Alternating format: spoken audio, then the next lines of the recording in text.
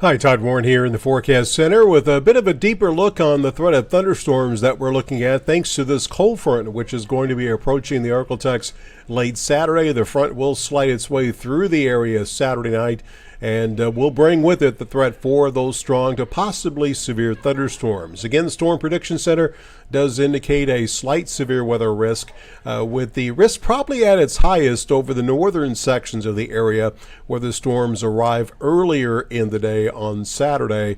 Further to the south down towards Manny and Natchitoches, looking at a more isolated severe weather risk. It does look like wind is going to be our biggest concern. More on that in a second. Let's talk timing first of all. This is a look at Robin's Toyota Futurecast, and you can see that during the nighttime hours tonight, we will see a bit of an increase in the clouds. Tomorrow, partly cloudy with temperatures that will warm back up into the mid to upper 80s. Heading through tomorrow night, the clouds will increase as moisture continues to increase ahead of this cold front during the nighttime hours Friday night. And then on Saturday, you can see the increase in thunderstorms that'll be most widespread along the I-30 corridor by 5 p.m. Saturday. This is going to pose the biggest severe weather risk. It will slide southward, approaching the I-20 corridor by about 10 p.m. Saturday and quickly move through the rest of the ArkLaTex during the rest of Saturday night. You can see by 7 a.m. Sunday, we're going to be looking at lots of sunshine across the vast majority of the area. As far as those risks, here's a look at wind potential as illustrated by Futurecast. And anywhere you see yellow on this loop, that's where Futurecast indicates gusts of at least 30 are possible. Red is 40.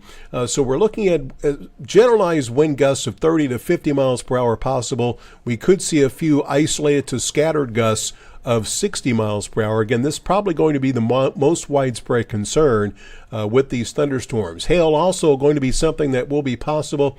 Futurecast shows the risk probably going to be highest I-20 and points northward as far as seeing any hail. And again, a few isolated reports of maybe some quarter-sized hail can't be ruled out, but that risk is looking lower than the wind threat will be. And as far as the tornado risk, it's not zero, but it is looking very low. You can see we're on the low end of the scale here as far as rotation potential, and usually when we see this, that points to the fact that the tornado risk is low, but it's not zero. So that's also something we'll be watching for. Again, that risk probably going to be at its highest basically between Interstate 30 and Interstate 20 late Saturday afternoon and Saturday evening.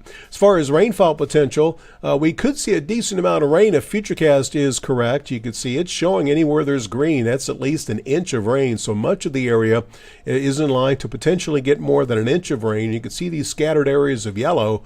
That's where Futurecast shows that more than 2 inches of rain will be a possibility, and kind of see where the storms may be at their strongest here between I-20 and 30 over the middle of the ArkLaTex here, especially there in southwest Arkansas, where the heaviest rainfall could fall. And again, that could point to where the storms may be at their strongest. So that being said, here's a look at your 10-day, first of all, weather worry index. Going to keep it at 3 out of 10, given the fact that it doesn't look like we'll see anything too widespread as far as any severe weather issues.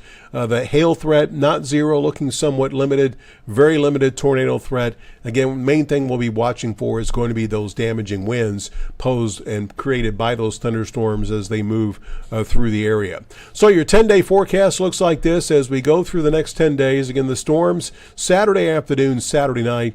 We'll take a break Sunday, Monday. A bit of a cool down, a low to middle 80s starting on Sunday. Another low-end chance of rain during the middle part of next week.